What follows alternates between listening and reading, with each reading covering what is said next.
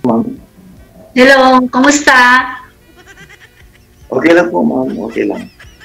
Mhm. Taga Kayo saan po? ka? Taga Butuan po, ma'am. Butuan Taga City. Ha? Butuan City. Butuan City. Hmm. Nasa Butuan ka ngayon.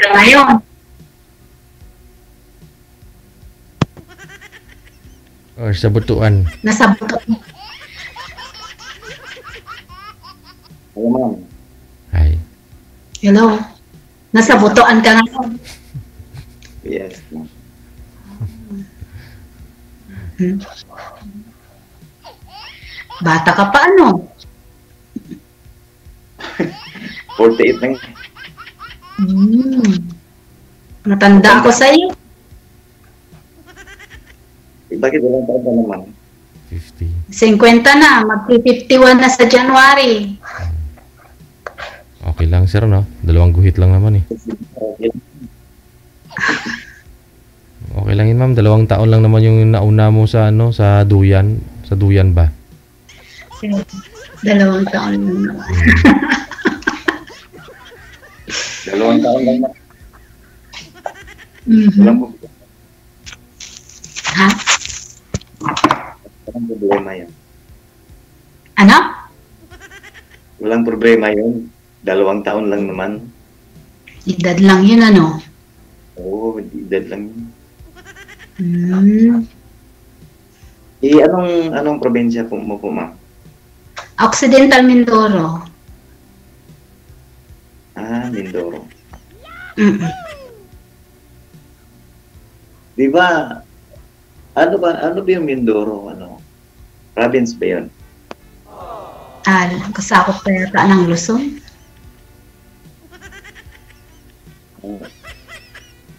Kumbaga, sa ma'am, sa Mindoro, ano po ba ang kadalasang hanap buhay sa mga tao doon? Magbubukid, mangisda. Yun. Okay.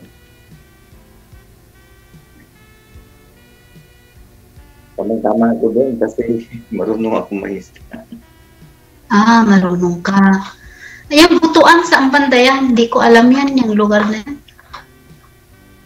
Sa ma'am, ano ba to?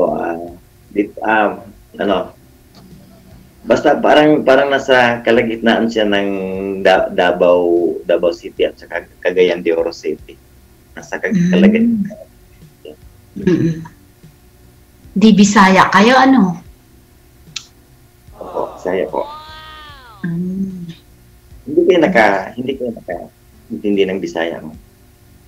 Nakaintindi din. Yung Ilonggo yata. Yung Makaon ron. Ayun, alam ko yun.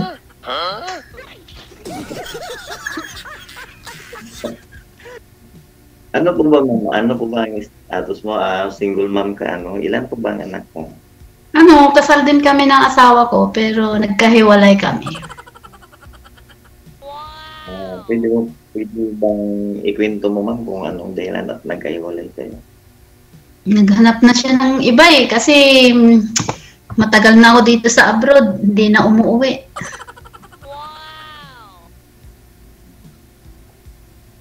Sana all. Bakit kaya ganun? Bakit kaya ganun, Parang kasi sa iba, parang hindi na mahalaga sa kanila ang kasal.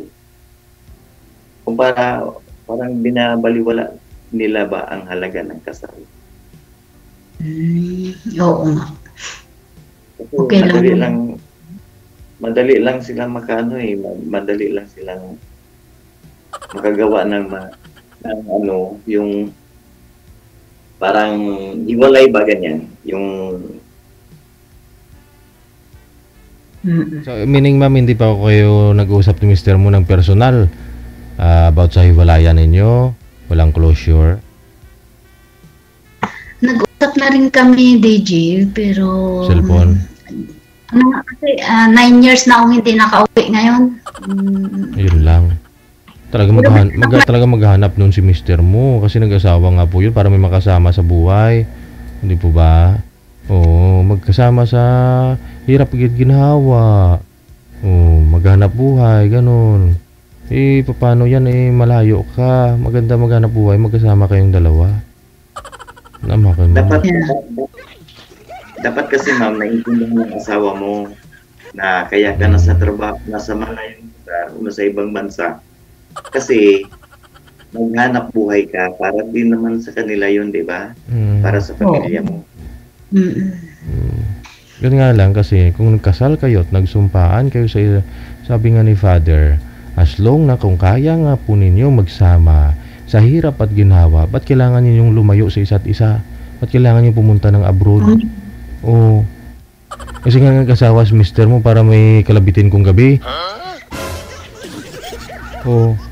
Tapos kung iwanan kayo, maghanap si mister nyo ng iba, sabihin nyo nagloko kay.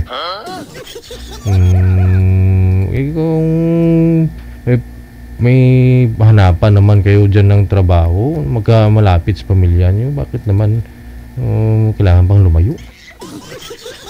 O pwede yan siguro isang kontrata, 2 taon makapag-ipon lang tapos uwi ka na kaagad. Mahirap sa Pilipinas. Yun nga lang kasi siyempre pag umpisahan mo na maging isang OFW, halos tuloy-tuloy na yan. Kahit sino yung nakausap ko, pag naumpisahan na nilang mag-abroad, halos ayaw na nilang umuwi sa Pilipinas. Ayaw ko nang mag-uwi pero sa 9 na taon gusto ko rin makita. May maapon na kasi ako eh. Ilan bang anak mo, ma'am? Ilan bang anak mo? Ang anak ko, isa na lang, 2 anak ko. Nung namatay yung panganay ko, may 4 na anak. Kaya nung namatay siya, hindi ako nakauwi. Bakit hindi ka pinayagang umuwi? Hindi, kasi pandemic noon, marami pang asikasuhin noon. Kaya hindi ako umuwi. So ngayon, ang anak mo, nasaan na ngayon ang isa? Ha? Yung isang anak mo, nasaan na ngayon? Yung anak ko, ilang taon na? Hindi, yung isang anak mo, nasaan na ngayon? Nasa sa amin. Pero pinaprocess ko na rin yung papers niya papunta dito. Hindi magsasama kayo. Bakit ma'am, ano bang trabaho ng asawa mo at naisipan mo pumunta Sa ng ibang bukid bansa? tapos mangisda, yan. Hindi ba kasya sa pangangailangan araw-araw? Hindi sapat para sa amin mag-iina. Ngayon makasarili mo.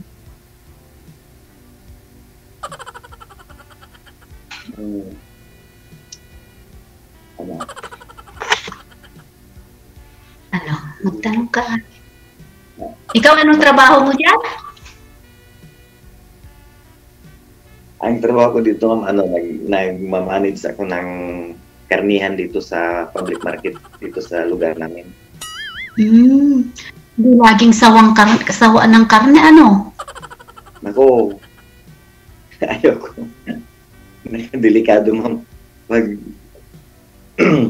palagi kang kumakain ng karning baboy, delikado. Kailangan paminsan-minsan lang. Gulay, sarap. Nakakaano din yung karning baboy, ewan ko. Basta, nakakatakot eh. Pero may asawa ka rin. Oo, pero hiwalay kami. May anak na rin kayo. O, 2 anak ko, puro lalaki. Maliliit pa, 10 years old at saka 9 years old. May edad ka na nung nag-asawa ka ba o ano? Talagang may edad na, 37 na ako nag-asawa.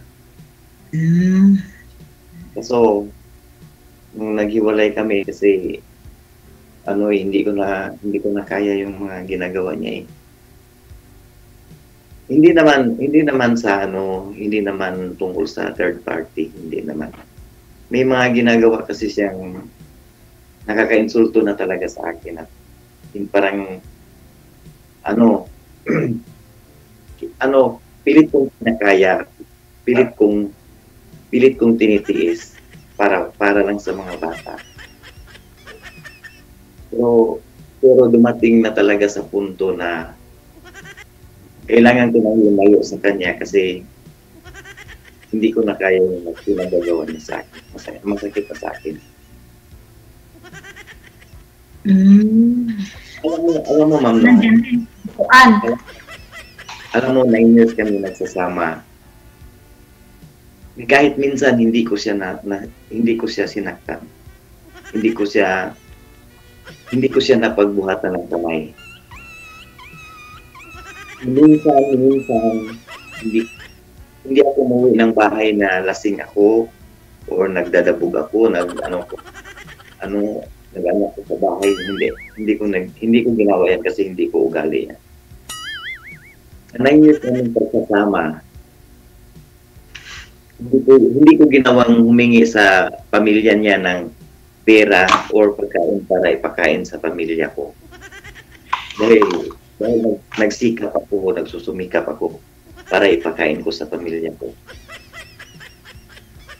Pero yung asawa ko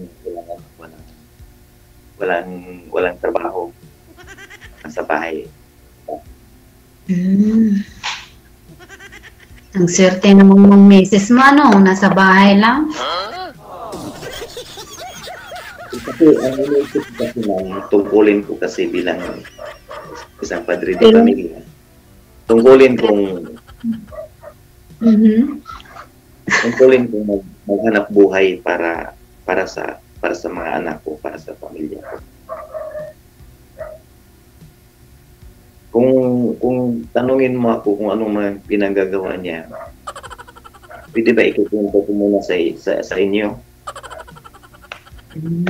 Mahabang kwento yan. Sa off-cam na lang, no? Ipagpatuloy niyo yung pag-uusap ninyo. Thank you ha. Overtime na kasi. Maraming salamat. Okay. Oo. Kasi personal na ni Sir na kwento na yon. Doon na lang sila magpatuloy, no?